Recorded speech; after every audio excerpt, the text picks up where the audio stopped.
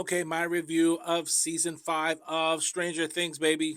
Please understand something. I'm not a Netflix guy. I don't watch series of different things on Netflix. The only reason why I watch Stranger Things because of the 80s theme. Seeing them all, hearing the music, the styles, the different kind of foods we would eat, different packaging, the sodas, even the waffles. My kids forced me to watch it because of the 80s. Very first episode I saw was when Will was a young kid sitting, I think it was in a garage, and all of them were surrounding him. His mother were trying to take the demon out of him. Caught my eye. I was sort of getting a feel of Stand By Me and Goonies mixed in, just a little more spookier, and they had me. As the show progressed, I realized it was more of a sci-fi than a horror movie. But I'm still a fan. I'm definitely Team 11. As far as the season finale goes, there was a lot of holes. Even as I watched the last episode before the last, I knew there was no way they were going to tie up all those loose ends within 2 hours. I think we all knew that. Because let's be honest, that fight between Vecna and Eleven was a disaster. 10 years, a decade of fighting this man from the shadows. And now they're face to face and became this complete punk. I think even I could have beat him up. And I'm not a fighter.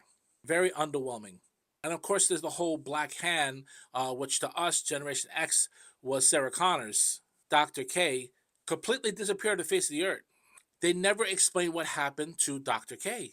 I mean, after all the murders and all of the damage that the Hawkins crew, the Stranger Things crew did, 18 months later, everything was fine. What happened to her? Just because they didn't get 11, they got away with all of this damage and murder? Now, I did like the theory that Mike had at the end.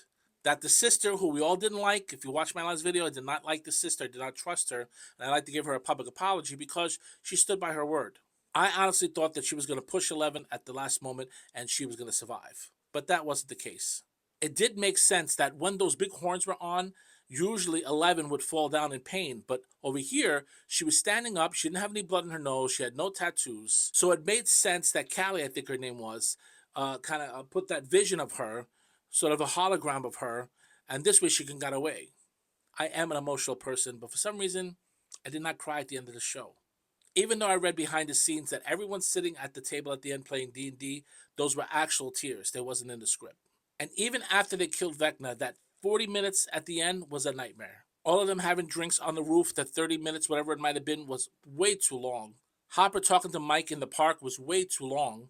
The graduation was way too long. Even though I understand people needed closure on all these characters after a decade, it was way too long. I guess because I'm an editor, I understand that all of that stuff could have been done way quicker. The only reason I watched after that because we're all waiting to find that little bit of a spark, that little bit of a cliffhanger, that little bit of something, like they used to do with Nightmare on Elm Street, where there'd be that little bit of flicker, something in a corner, or eye, or something, hoping there'd be another part, a cliffhanger. All in all, as a decade fan, I loved it. I loved it because I love the show. Was it the best thing I've ever seen? No. Was there many holes? Of course. Could have been edited better? Yes. Could have been written better? Yes. But in the end, I did love it.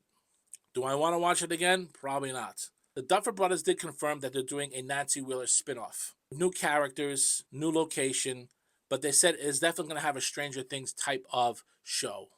If by chance the Duffer Brothers are watching, the past 10 years has been amazing. There's no way we would have been happy with any of the endings. Let's think about it, guys. What could have actually happened in that last 2 hours where we would have said, that was fantastic? There's no way possible. So it is what it is. We got what we got. Everybody moved on, and it's time for us to move on. And that is my review of Season 5 of The Stranger Things, the finale. For more content like this, make sure you guys like, share, comment, and follow Bobby the YouTube Lifestyle Vlogger, Fashion Influencer, other 50 and over. Until tomorrow, God bless. You guys like my mic?